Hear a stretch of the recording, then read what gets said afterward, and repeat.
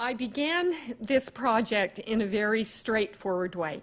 It was to use the kind of puns that are probably pretty common for a book about the age of homespun. It was a spin-off of an earlier project. When I wrote the book about the diary of the Maine midwife, Martha Moore Ballard, I was really struck at the importance of cloth making to what I came to think of as a female economy. This was not an economy that went into markets and that showed up in formal account books or in tax lists. It was a largely invisible economy of neighborhoods and households where women in rural Maine were trading yarn and they were trading skills as well. The concept in the 18th century was changing works, as in exchanging works. And it was kind of a great idea that if you had something tedious to do, you would do it with a friend.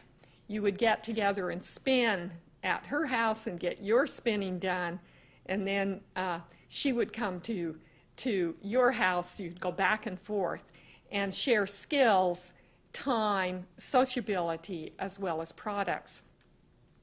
And it seemed to me that cloth making was really central to this female economy, and I was surprised at that because in my earlier research in the 17th century, I found cloth making to be a rather limited activity in households. There was some spinning. What weaving was done by male weavers. These early immigrants to New England came from commercial cloth-making areas of England. And in those areas, as on the continent, men did the weaving. And lots of families might spin, but they would then take their thread to an artisan weaver to have it made up into fabric. And there wasn't a lot of that being done because the whole basis of a colonial economy is raw materials are exported and manufactured goods are imported. And cloth was the great export of the British Isles in the 17th and 18th century, and they're not going to have much cloth making in a place that's chopping lumber to sell in markets and catching fish. So I was curious, and I wanted to understand how we went from that early colonial economy to the late 18th, early 19th century when it looked like everybody was making some kind of cloth. And so I went to work in the way historians do with documents. I worked with household inventories, probate inventories, taken it when someone dies, the list of the contents of the houses are taken. And I studied and traced the expansion of household production of cloth and found that it really began in the second quarter of the 18th century, long before the Revolution, so that rather than the Revolution creating this economy of homespun because of the need to boycott goods, the economy of homespun was in place and allowed New Englanders to boycott goods.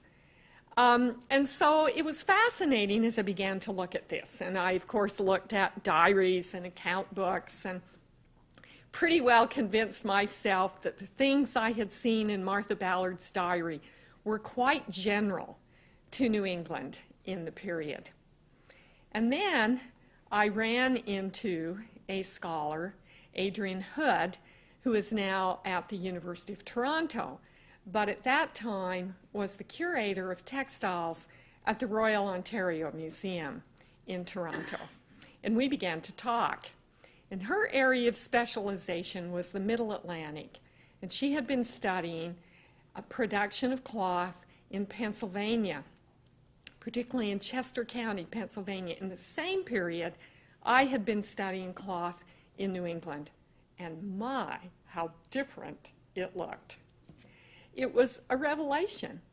Two colonial societies, basically agricultural, tied into the British imperial economy, and yet very different household production systems. Because of high migration, continuing migration into the Middle Atlantic, very prosperous grain-growing area, lots of displaced weavers from Scotland and Ireland and from Germany coming into that area. Men were doing the weaving. They were apprentice trained. Women were spinning. And they weren't making nearly as much cloth as they were in New England, where it had become a household activity and women were doing the cloth. And so then Adrienne and I began to talk to each other, and she was a weaver and a spinner and a curator of textiles, and I was a document person. And we began to think, what can the cloth tell us? What can the cloth tell us that the documents cannot? And so at Adrienne's invitation, I went to the Royal Ontario Museum for a couple of months as a kind of almost like having an internship, and worked in the back rooms of the museum in the storage areas. And she began to teach me about fabric, and we began to look at these things together. And it's a very long story, and some of this is told, lots of this is told in the book, The Age of Homespun. But the cloth looks different, not surprising. You've got apprentice-trained artisan weavers, and you've got haphazardly trained, very part-time women weavers. And New England cloth isn't gorgeous, by and large. It's interesting, very interesting, I think. But it's not the fabulous sort of complex coverlets that you will find in museums attributed to some of these German, particularly German, but also English and Scots weavers who were apprentice trained in Pennsylvania. That is one story. But the story I want to tell you today is slightly different. And it has to do with something I discovered as I was working with fabrics at the Royal Ontario Museum. And to sort of epitomize my experience, I want to tell you about the day at the end of my period there when, as one of the little perks of the fellowship I had there, I had the right to have the photographers, the wonderful photographers at the museum, make some slides for me of some of the artifacts in the collection. Now, you really got to picture this and imagine this. I mean, it's a great photo lab there, and this is a first-class, world-class museum. They have fabrics from ancient Ethiopia. They have more silk than they have in museums in China. Gorgeous Oriental rugs. Just an amazing textile collection at the ROM. Photographers are used to doing just absolutely gorgeous things. And here comes Professor Ulrich and Dr. Hood. And here's what happened.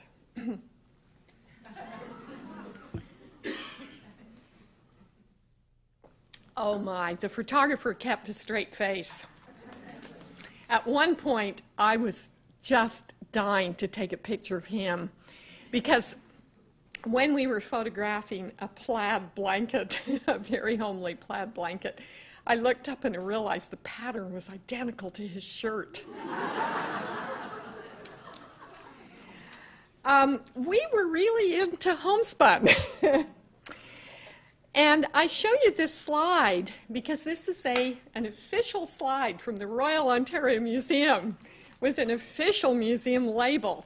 And it's labeled Domestic Linen, New England, early 19th century. And you have to look at something like this and you have to say, what is a rag like this doing in a major museum? What is a rag like this doing there? Well, it reminds us that what we can know about the past is dependent on the caretakers of the sources and relics of the past. People like the Gilder Lehrman Institute and the New York Public Library. And what people choose to collect and preserve is really shaped by their own values and their own interests. And this towel, which actually looks a lot better in close-up, it's actually quite a nicely woven goose-eye twill towel, but it was worn to a frazzle, perhaps consigned to the rag bag at some point, because rags are precious in a period before you have a machine-made fabric. Could be recycled into bandages, into patches, could ultimately end up in paper. And those of you who work with documents know that that rag paper is so much more wonderful than the pulp paper that became later, but very precious, very expensive, a resource of labor and time that we have totally forgotten in our kind of instant society. That cloth, even a ragged piece of linen, is precious. And that in the times before mechanization, tablecloths are worth more than tables.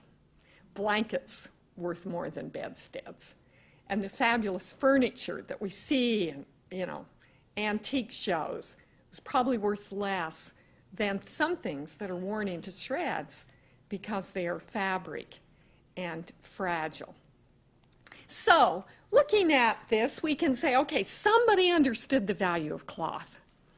And one of those somebodies, there were two somebodies, Dorothy and Harold Burnham, who were anthropologically trained, and in the middle of the 20th century began to collect into the Royal Ontario Museum not only the high-end stuff, but the really ordinary things, grain bags, and ordinary household goods and plain things used all over North America, and they weren't limited to Ontario and they weren't limited to Canada.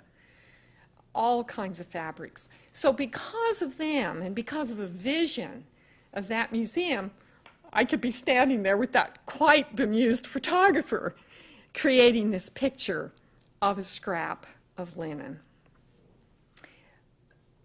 But the story goes backwards even further.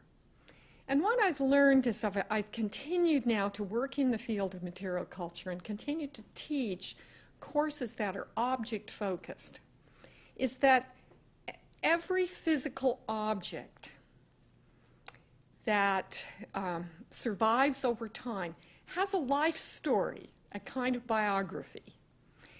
And that decorative arts curators who are very sophisticated these days, not all of them conform to this, but the very sophisticated ones, think of the object's entire history as important and part of its provenance. There was a time when people wanted to rip old houses back to some presumed authentic beginning, or not be interested in dresses that had been made of 18th century fabric remodeled into a 19th century style. But now custodians of objects say the entire history of the object is important. The entire history matters. And so if I'm going to understand that scrap of linen in the Royal Ontario Museum, I not only need to know about 20th century anthropologically oriented textile curators, Dorothy and Harry Burnham, but I need to know about the age of homespun.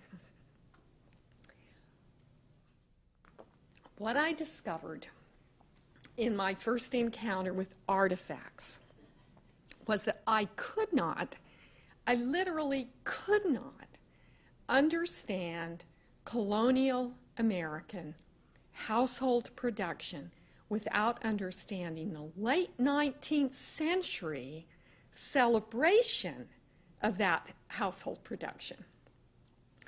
It's like archaeology. You got to start at the top layer and work yourself down. You dig through, past the sewer pipes and the asphalt, whatever it is and get down and go layer by layer by layer until you finally come to bedrock and you can't find any more sign of human activity. But the top layer, you have to come first. And what I learned at my encounter at the Royal Ontario Museum, and continually after that in all the museums that I worked with, and I spent a lot of time in storage collections of museums, small and large, I couldn't get to the colonial period without going through the 19th century, because those were the people that saved it, and I needed to know why. So, you know, if you've read The Age of Homespun, and if not, I can summarize very, very quickly that in the early 19th century, people began to celebrate the American history through the lives of ordinary people. It's part of the Romantic movement, part of the new kind of democratization of the United States. Probably started in Whig political celebrations of the 1840s, and then by the 1850s you've got town centennials, and then you have by 1876 the Philadelphia Centennial, and one of the real hot exhibits there was an old-time, spelled T-Y-M-E, old-time New England farmhouse, and they built a log cabin and they filled it with relics. And this illustration from Harper's Illustrated for July 1876 is just full of little vignettes of relics. The New England farmhouse was filled with young women dressed up in clothing of the olden time and demonstrating spinning and weaving. And what we learn is that through public celebrations, through centennials of this sort, people began to imagine a pristine time in the past that was simpler and better than the world we know. Any of you watch Frontier House or the 1900 house? I understand there's going to be now a Colonial house. You know, it goes on. We're going to go back before, industrialization to a better, simpler, more wonderful time. Coincidentally, of course, the world was filling with new immigrants, with complex political questions. We're just after the Civil War, and we're going to celebrate this new age of homespun. And a lot of it comes from literature. So, for example, what do you have here? You have John Alden's desk, the very desk in which he wrote a letter to Priscilla. You know, the story from Longfellow's Courtship of Miles Standish. Maybe some of you are too young to remember. Some of us had to memorize and learn those stories. And of course, John Alden's desk is, you know, about 100 years too young to be John Alden's desk. But there it is. And you have the very spinning wheel on which Priscilla spun her into John's heart.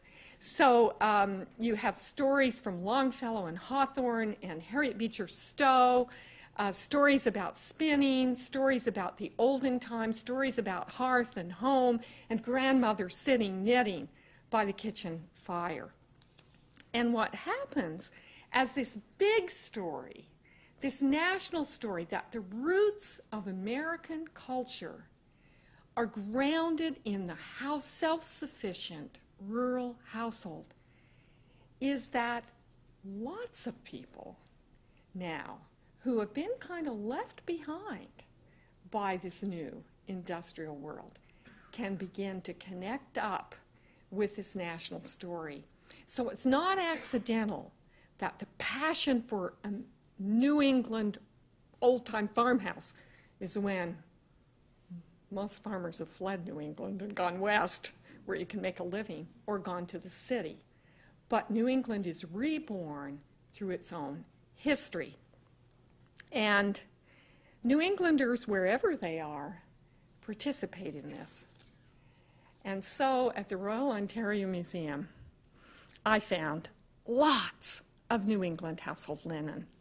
And a lot of it had notes attached, sometimes with straight pins, sometimes sewn nicely with thread, as this one is, with this nice little note. And this was a collection of 8 examples of homespun linen towels, each with a different note telling us who had made it and used it, and a kind of little genealogy connecting this early person with a later person.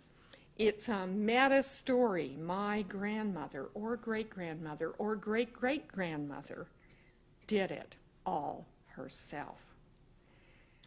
Connecting the national story to a personal story. Okay, so here I am at this museum. Now, I'm a historian. I'm newly encountering these strange notes, wondering what on earth I can do with this stuff. And I look at this linen, and it's quite varied.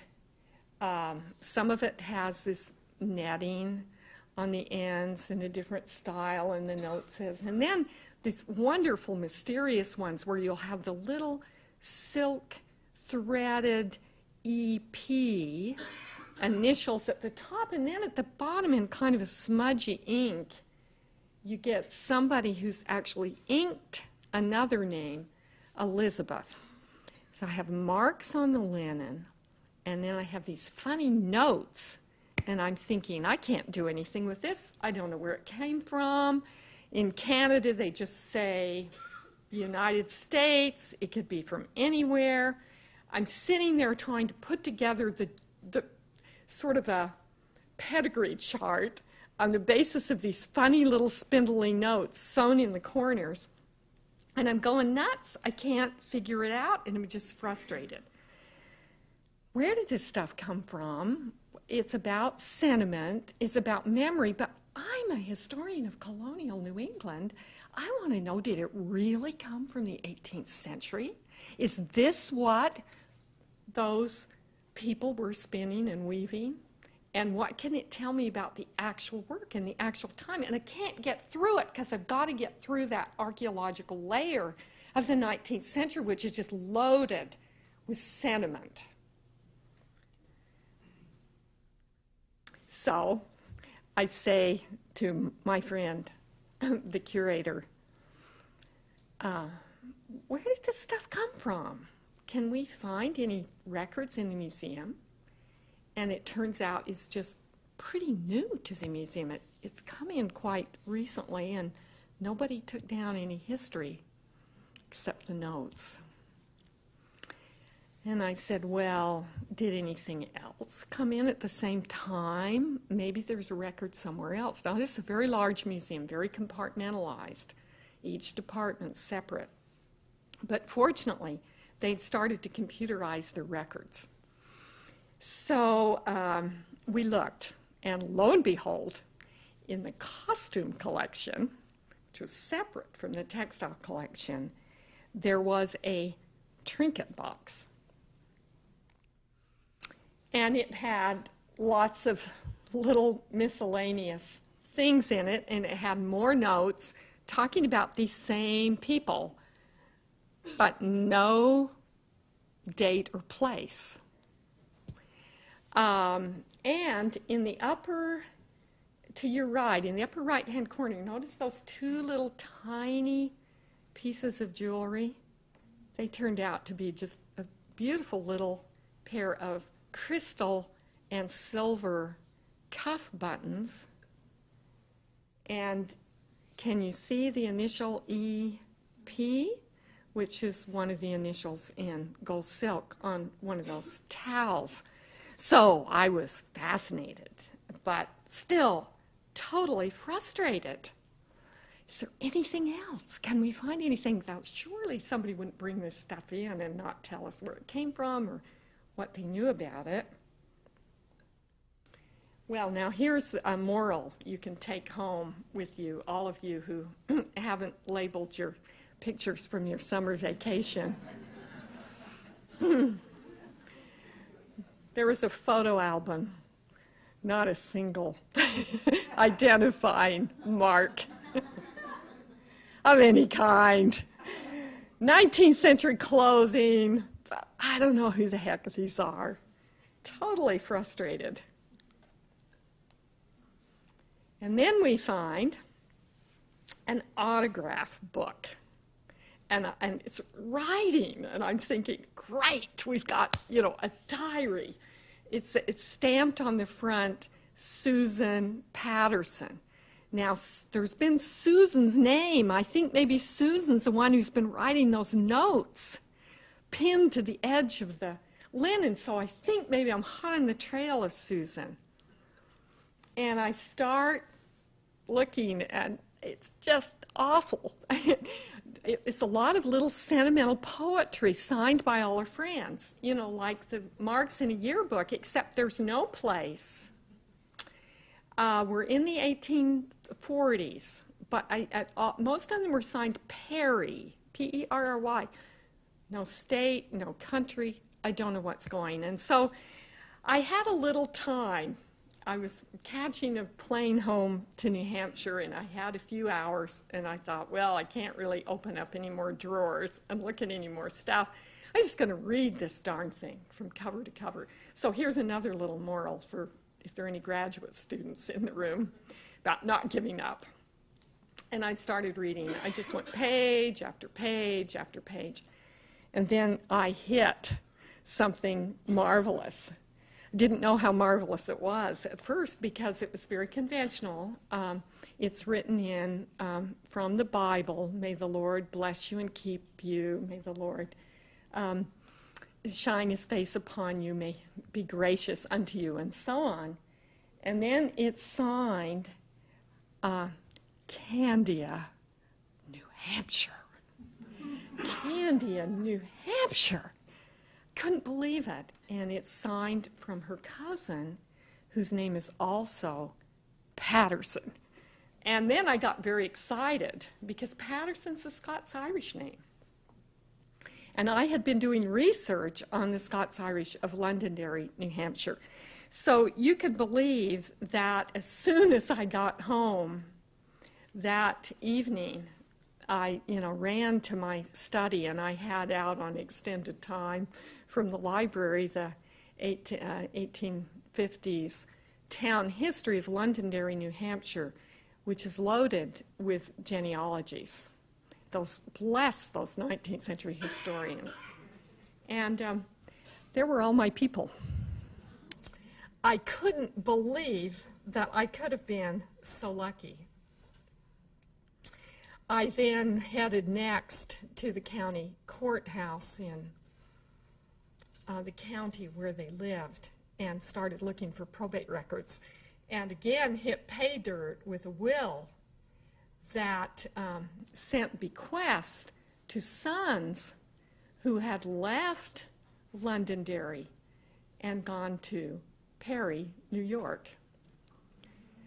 And then, to make a long story short, eventually reconstructed the history of this family, who were a Scots-Irish family who came into New Hampshire in the early 18th century and then went up into upstate New York, which is a common thing. When farming's not good, you move on, in the early 19th century. And then eventually, at the turn of the 20th century, one part of that family, including Susan Patterson, handed on a number of items. We eventually found more things in the museum, including some clothing, on to one of the descendants, and that descendant went into Ontario, and the person who inherited them, an elderly man, brought them in to the Royal Ontario Museum. So that was pretty exciting, except, I've still just got old linen. I mean, what am I going to do with that, and how am I going to turn that into a story? But it got a little more fun as I began to find other relics associated with the same family in various places, and they're spread out quite a few places, from the Daughters of the American Revolution Museum in Washington, D.C., to the New Hampshire Historical Society in Concord. My favorite is this pair of stockings, which are on, and these all come from different branches of a very large family, but all tracing back to the same small group who came into New Hampshire in the 17th century, or to the early 18th century. And these stockings are cotton. They're knitted, they're beautifully knitted with a thistle. And they came with a story. And the story continued, because stockings are on loan, because purportedly, according to the story, they were worn by Thomas Patterson, who was the husband of the woman who had the cuff buttons and the towels, and whose daughter marked her mother's towels with ink, Elizabeth. Worn at his wedding, and then worn by one male member of the Patterson family at his wedding ever since into the 1960s, when this man on his second marriage got the stockings out of the Historical Society and wore them again. Now, I'm not sure if it's happened more recently, but they're still on loan to the New Hampshire Historical Society. All right, so this is family history through artifacts. And the story becomes more fun and more complex when you realize that the stockings are attributed, supposedly, who knows, supposedly knitted by a woman named Mary Wilson Wallace, who is also known as Ocean-born Mary. And she's known as Ocean-born Mary because she was born on the ocean, coming across from Ireland in 1725. And the stories get more and more complicated because that ship on which she was born was truly captured by pirates. This is a true story. I found the documentation. The ship was absolutely captured by pirates. It was during a period of lots of trouble on the high seas at that moment, and was captured by pirates, came limping into Boston with this group of new immigrants coming from Northern Ireland, and eventually ending up in New Hampshire. Now, the story we can't document is that when the pirate captain saw the little baby in her mother's arms, he was so taken that he gave her a length of silk, which the mother saved, and it became the wedding dress for Ocean-born Mary many, many years later. And there are framed fragments of that silk in 3 different museums. I don't believe it. I don't believe it for a minute, because the contemporary stories about the pirate talks about the pirates were so vicious that they actually stripped people of their clothing, and they came in their bedding, and they came in to port in very terrible condition. But the story is nevertheless part of the history of the artifacts. It may not be a story about the colonial period, but it's a story about what's happening in the 19th century to this particular family and this particular group of people. And so let's think about what that might be. What is happening that makes these stories continue and pass on? Well, I don't have time to go into lots and lots of detail about the 19th century, but I think those of you who are teachers and those of you who read and study American history can think of a lot of themes that can be tied to these simple bits of family folklore established with artifacts. One of them is the common theme: people were giants back then. They could make everything from scratch. You heard that one? That's part of the myth of Homespun. They were better than us. They could do it all with their hands. And then you have the proof of it when you look at the object, even if it's ragged, even if it's worn to shreds. Another story that's very, very powerful here, and that we hear repeated again and again in our family folklore and our American folklore, is stories about founding, first settlers, first immigrants, those who are transported from one place to another. So Ocean-born Mary, that sense that she is the one who's the transitional person from an old world to a new world, and carries that with her. And she brings with her some romance in the silk dress and the pirate story that's probably not there in that small town anymore when people are telling the story and passing it on and remembering. I mean, Candia, New Hampshire is not probably very romantic in the 1820s and 30s. It's losing population. People are going to the city or going west. But there's Ocean-born Mary, there's the bits of fragment, there are the stockings, the story, the romance of the past. I can relate to that very strongly because I grew up in a tiny little town in Idaho, farming, potato farming area, and I love to hear my grandpa tell me stories about the time he was chased by the U.S. Marshal. You know, and stories about, you know, his grandfather being treed by a bear, and stories about fishing using squirrel tails for bait and getting so many fish you had to bring them home in huge gunny sacks, you know, and salt them and keep them for winter. Those stories of the frontier, those stories of immigration, those stories of the first in our family to do something, and they're carried through artifacts. But there's another story that is carried through artifacts. And this is the one that eventually took me down through the layer of the colonial revival and through the layer of the out-migration from New England and the decline of the economy of New England and into the colonial period. And that's the story that I want to close with, and I hope I can do it expeditiously. And this is a story about property. And I tell this in some detail in the book, but I want to just kind of go through it for just a few minutes. Because what does it mean that it's Susan Patterson writing a note in the corner of the dish towel about Mary Wilson Wallace and handing it on to her niece, Jean Patterson, connecting for a century and a half a kind of lineage of women. And what I argue in The Age of Homespun, and what I came to realize as I worked through these, you know, sometimes odd little stories that were attached, and unbelievable little stories, what I came to see beneath them and beyond them and down further into the layer of history was what it means to be a female in a society in which married women literally cannot own any form of property legally under the English system of coverture. A system in which, as continued and sometimes true today as well, women lose their names at marriage, and in some sense their identities, and become quite invisible.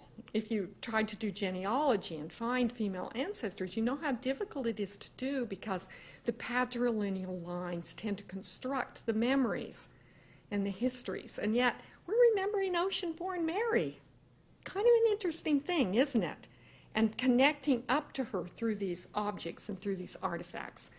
And the argument that I would make, which came to me very forcefully when I was working with this amazing object, which is takes up a chapter in my book, the Hannah Barnard cupboard. Here is a cupboard from about 1715 that is painted on the front boldly with the name Hannah Barnard in 4 columns on either side of the design on the cupboard. Hannah Barnard. And as I did the research on that, trying to work up through the layers into the 19th century, I realized she died young. Her daughter married and named her first daughter Hannah Barnard Hastings. Hannah Barnard Hastings married and named her daughter Hannah Barnard Kellogg. And then in the next generation, there was another Hannah Barnard. And people didn't usually get surnames for given names in that period. But each girl who inherited this cupboard, and I did the genealogy and found the provenance of the cupboard was right through those lines, carried the name and the object through time, so that the cupboard becomes a piece of history, a kind of memorial, and a means of connection from one generation to the other over time. And what went in a cupboard of this kind in the colonial period? The most precious thing in the cupboard was linen, cloth, blankets, fabric. And if we go back into English tradition, how did elite women who learned to write, they sometimes wrote on linen, often in the form of samplers, which were a form of education to teach you how to mark ordinary linens with your initials, like those little gold silk EPs for Elizabeth Patterson. So let's just look very quickly at a few of these. Mary Walton is my name, and with my needle I wrought the same.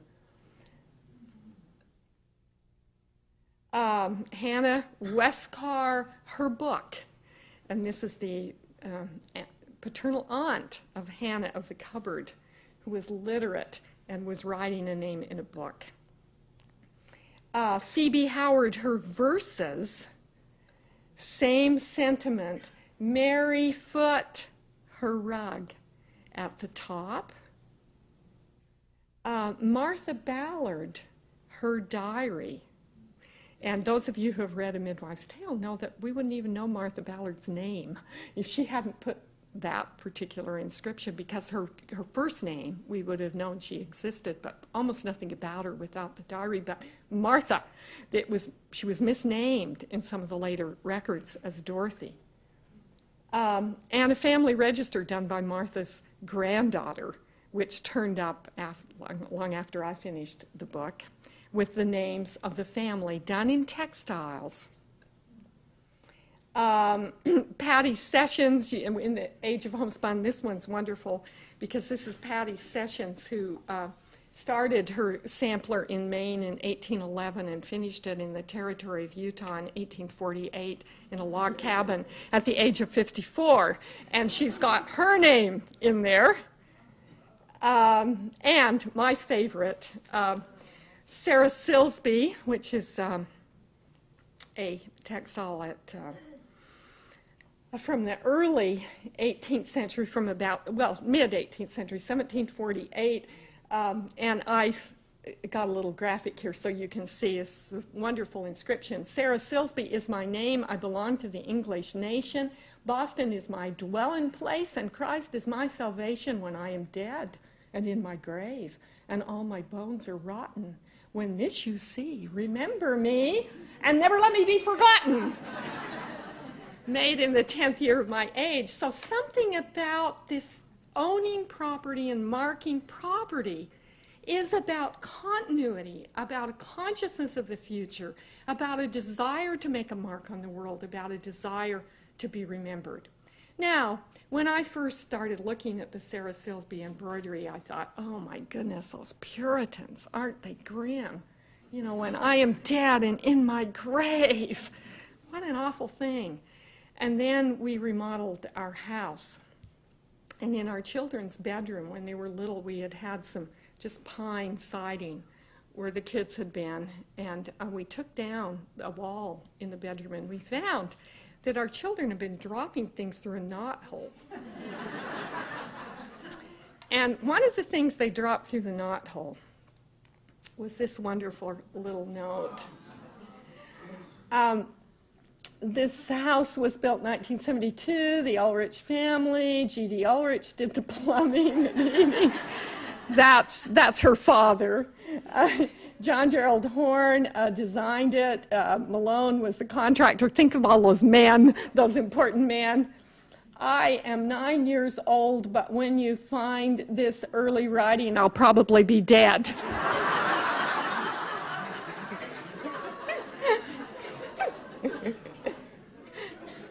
So after that, I concluded the only thing worse than being a child of a Puritan was being the child of a historian.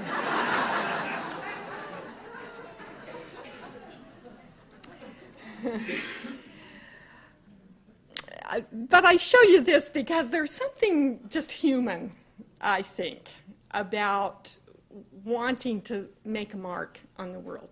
You don't have to be able to write or even put your name on it, but people make connections with each other, with the past, with their own stories through artifacts. And the Colonial Revival embellished all of that sentimentalized it, got it all wrong. Bless them.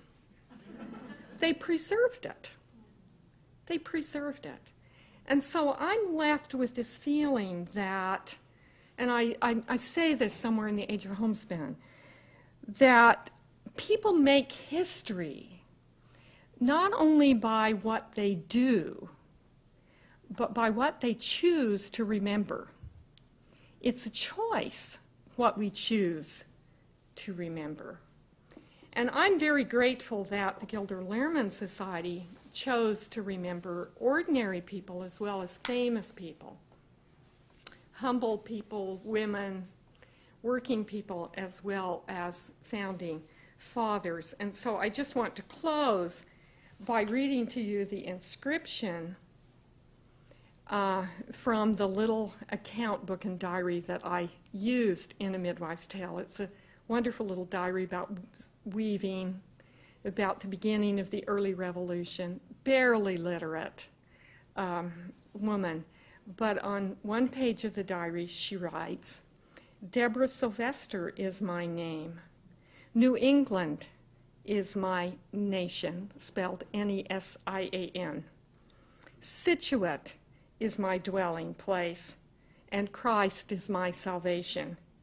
And then a few pages later, as though she really wants to make sure, she writes, "Deborah Sylvester, her book, Situate, the January the 7th, 1770. Thank you.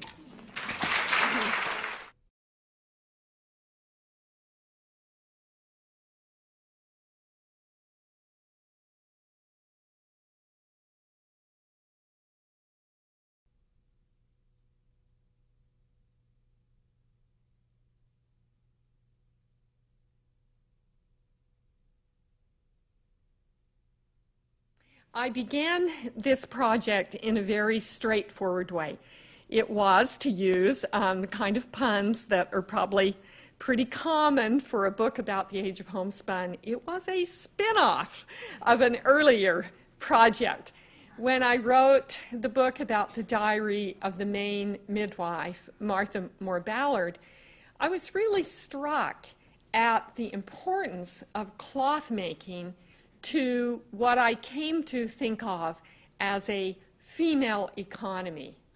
This was not an economy that went into markets and that showed up in formal account books or in tax lists. It was a largely invisible economy of neighborhoods and households where women in rural Maine were trading yarn and they were trading skills as well. The concept in the 18th century was changing works, as in exchanging works. And it was kind of a great idea that if you had something tedious to do, you would do it with a friend.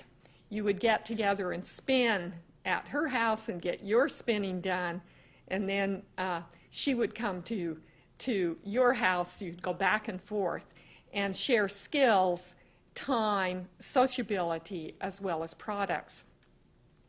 And it seemed to me that cloth making was really central to this female economy, and I was surprised at that because in my earlier research in the 17th century, I found cloth making to be a rather limited activity in households. There was some spinning. What weaving was done by male weavers. These early immigrants to New England came from commercial cloth-making areas of England. And in those areas, as on the continent, men did the weaving. And lots of families might spin, but they would then take their thread to an artisan weaver to have it made up into fabric. And there wasn't a lot of that being done because of the economy of homespun, because of the need to boycott goods. The economy of homespun was in place and allowed New Englanders to boycott goods. And so it was fascinating as I began to look at this. And I, of course, looked at diaries and account books and pretty well convinced myself that the things I had seen in Martha Ballard's diary were quite general to New England in the period. And then I ran into a scholar, Adrian Hood, who is now at the University of Toronto, but at that time was the curator of textiles at the Royal Ontario Museum in Toronto. And we began to talk. And her area of specialization was the Middle Atlantic. And she had been studying a production of cloth in Pennsylvania, particularly in Chester County, Pennsylvania. In the same period, I had been studying cloth in New England. And my, how different it looked. It was a revelation. Two colonial societies, basically agricultural, tied into the British imperial economy, and yet very different household production systems.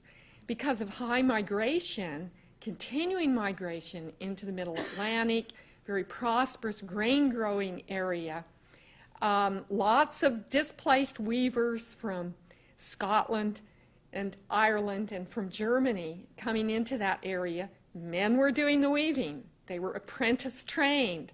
Women were spinning. And they weren't making nearly as much cloth as they were in New England, where it had become a household activity and women were doing the cloth. And so then Adrian and I began to talk to each other. And she was a weaver and a spinner and a curator of textiles, and I was a document person. And we began to think, what can the cloth tell us? What can the cloth tell us that the documents cannot? And so at Adrian's invitation, I went to the Royal Ontario Museum for a couple of months as a kind of almost like having an internship, and worked in the back rooms of the museum in the storage area, because the whole basis of a colonial economy is raw materials are exported and manufactured goods are imported. And cloth was the great export of the British Isles in the 17th and 18th century, and they're not going to have much cloth making in a place that's chopping lumber to sell in markets and catching fish. So I was curious, and I wanted to understand how we went from that early colonial economy to the late 18th, early 19th century, when it looked like everybody was making some kind of cloth. And so I went to work in the way historians do with documents. I worked with household inventories, probate inventories, taken it when someone dies, the list of the contents of the houses are taken. And I studied and traced the expansion of household production of cloth, and found that it really began in the second quarter of the 18th century, long before the Revolution. So that rather than the Revolution creating